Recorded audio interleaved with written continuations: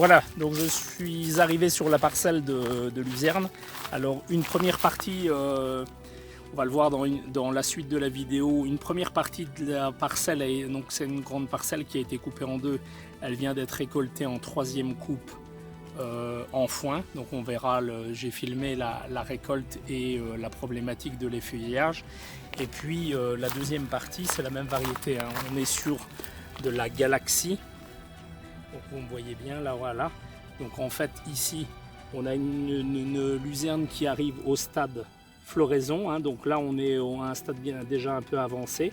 En fait ce qu'on peut voir, hein, c'est qu'il y a beaucoup d'attaques de feuilles en fait à cette époque-ci sur des conduites intensives. Bon, on ne le fait pas en conditions fourragères, mais il faudrait réaliser un insecticide aussi vite après la coupe. En fait, on a beaucoup d'attaques d'altis qui consomment les feuilles, qui peuvent pénaliser quand même la repousse, hein, et le développement de notre luzerne. Bon, dans beaucoup de cas, si vous êtes en agriculture biologique, bien sûr, on n'en parle pas. Mais dans les conduites intensives, en conduite pour la déshydratation, on réalise un insecticide sur les petites feuilles à la repousse presque aussi vite après la coupe. Donc ici, on est sur un stade début floraison, donc vous voyez une fleur mauve, hein, donc là cette luzerne elle va être fauchée en fonction de la météo. Donc là on attend un petit peu le fameux stade de floraison une fois par an pour reconstituer des réserves.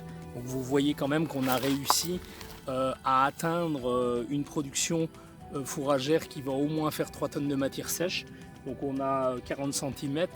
Et c'est quand même une luzerne qui a poussé dans des conditions caniculaires. Il a fait très sec et 12 mm entre la coupe précédente et celle-ci. Donc on peut regarder un autre point, c'est la repousse qui a été fauchée. Ce qu'on peut constater en fait surtout, c'est qu'on a fauché peut-être un peu trop court et on est quelques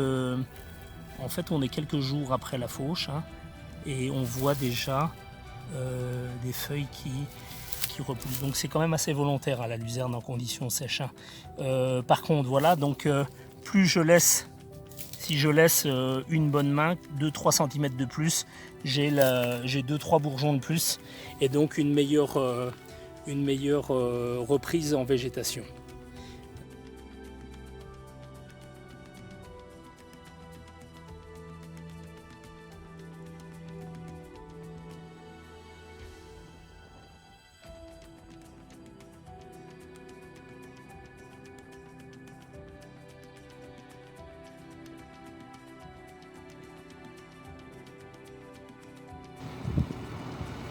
Voilà, donc là on est sur une récolte de troisième coupe de luzerne en foin. Alors le côté toujours délicat de la récolte de la luzerne en foin, c'est la perte des feuilles. En fait ici, nous sommes aujourd'hui samedi, et en fait la luzerne a été fauchée lundi. Donc il y a lundi, mardi, mercredi, jeudi, vendredi, donc il y a 5 jours. Nous sommes samedi matin, le temps est un petit peu couvert, ce qui est plutôt favorable, hein, pour la récolte et pour éviter la perte de feuilles. En fait, donc cette luzerne a été fauchée lundi. Elle a ensuite immédiatement été pirouettée immédiatement après la fauche, vraiment derrière la faucheuse. Et en fait, on a réalisé un endénage hier matin, juste après la disparition de la rosée. Alors ces jours-ci, en fait, il y a très peu de rosée le matin, donc en fait, il faut intervenir entre 6h30 et on va dire entre 6h30 et 8h30 maximum avant les grosses températures. Donc on a des matins un peu frais, mais pas de rosée. Donc en fait, ça nous a permis de pouvoir endéner cette luzerne. Donc elle est restée très très verte, hein. En fait, on a une partie qui a séché juste dessus, mais le dessous est resté très vert. Donc endéné hier matin. Et ce matin, en fait, à 7h du matin, on a rebougé légèrement les andins pour les décoller parce que la rosée, souvent, a tendance à recoller un petit peu la luzerne au sol et alors le ramassage au niveau de l'andin, au niveau du pick-up de la presse n'est pas bon. Et ici, il est 10h du matin, il fait 15-16 degrés, on est à la limite encore une demi-heure et si dès que le soleil va se présenter, on va perdre beaucoup trop de feuilles. Alors on voit hein, sur la matière, on a presque toutes les feuilles présentes. On a quand même au sol, hein, c'est inévitable, quand même une légère perte, mais c'est pas mal. On a un bon produit. Ce qu'on peut remarquer ici, c'est que la hauteur de fauche, elle est limite. Elle est même un peu trop, elle est plutôt à 5 cm. Donc on est un peu trop court. Le caractère intéressant, c'est que c'est une troisième coupe qui va être plutôt relativement bonne et qui aura été réalisée avec très peu de pluviométrie. Donc à contrario d'un ray gras qui, dans ces mêmes conditions, n'aurait même pas repoussé. Donc on a de la qualité, on a une quantité qui est honorable. Alors la récolte, principalement en foin, elle doit se réaliser en ballot rond. C'est plus facile parce qu'en ballot rond, on pourra encore avoir un séchage qui va se faire dans la balle. Donc ici on est sur un liage filet qui permet justement de maintenir presque bien les feuilles dans le ballot et de pouvoir diminuer la pression. Ici en fait on est sur une presse à chambre variable et donc on a un ballot qui est pas pressé du tout. Donc vous voyez, je sais rentrer ma main à l'intérieur et quand on voit le produit, on a un produit qui contient presque toutes les feuilles. Donc voilà, on a encore des tiges qui sont vertes, mais il ne faut pas avoir peur, hein. La luzerne, c'est un produit qui est naturellement vert, donc à contrario du ray gras qui, quand il est en foin, devient plutôt blanc. C'est très intéressant de la ramasser à ce stade-là.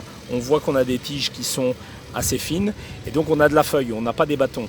La peur de faire du foin dans beaucoup de cas, c'est d'avoir une luzerne qui finalement n'est plus que des tiges et qui n'est pas mangeable par les bovins. Alors on va regarder un petit peu la récolte sous forme balle ronde. Donc on est sur une presse à chambre variable, à courroie. Un petit peu l'indicateur hein, du travail, parce qu'en fait on peut avoir également beaucoup de pertes d'effeuillage au moment du pressage. On ne presse pas en pleine journée, on presse également le matin, juste après la disparition de la rosée. Et un petit peu l'élément qui nous permet de savoir si on travaille pas trop mal, c'est de regarder juste au niveau du pick-up et par les courroies si on perd de la feuille. Donc là ici, il y a un petit peu de feuilles, mais si on faisait ça en pleine journée, on aurait réellement beaucoup de feuilles. Donc ici on règle la pression de la chambre pour avoir une pression minimum, c'est-à-dire que c'est le filet qui va tenir la balle et on va desserrer au maximum pour qu'il y ait encore un séchage dans le ballot. Le gros avantage de la luzerne, c'est un produit qui n'est pas riche en sucre, qui est même plutôt très pauvre. Et donc, il n'y a aucun risque de refermentation ni de développement de moisissure. C'est un produit qui va être stable. On va laisser le ballot une quinzaine de jours dehors pour qu'il soit bien dans des conditions aérées. Et ensuite, il pourra être rentré sans gros problème. On vérifiera quand même la température et l'humidité, mais ça se présente plutôt.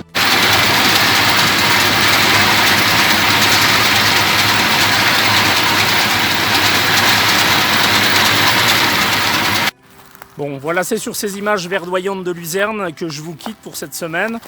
Je vous promets pour la semaine prochaine, ou pour même peut-être déjà fin de semaine, parce que les questions sont assez préoccupantes par rapport à ça, de faire un point, un état des lieux, en m'ayant absenté quelques jours, donc je ne sais pas trop la situation, mais de faire un point sur les maïs. Apparemment pour certaines régions, la floraison s'est passée correctement avec l'eau au bon moment. Par contre apparemment dans certaines régions, c'est beaucoup plus compliqué. On est sur des maïs qui, comme l'année dernière, ne présenteront qu'une panique mâle et pas d'épi. Alors, je ferai un petit peu un état des lieux et un peu voir ce qui doit être fait dans ces conditions-là. Est-ce qu'il faut ensiler, pas ensiler? Est-ce qu'il faut encore attendre quelque chose de ces maïs à faible potentiel? Donc ça, je vous ferai le point fin de semaine ou la semaine prochaine. Je vous dis merci, je vous demande, je vous conseille de vous abonner. Donc ça coûte rien, ça vous permet d'être prévenu d'une nouvelle vidéo sur YouTube. Je vous remercie de tous les échos et remerciements et encouragements que vous m'avez fait lors de la foire de Libramont en me disant que voilà, vous aimez bien ce type de format. Et moi, j'essaye de vous fournir le maximum d'infos par ce média. Et donc, je vous dis bon travail et à la semaine prochaine.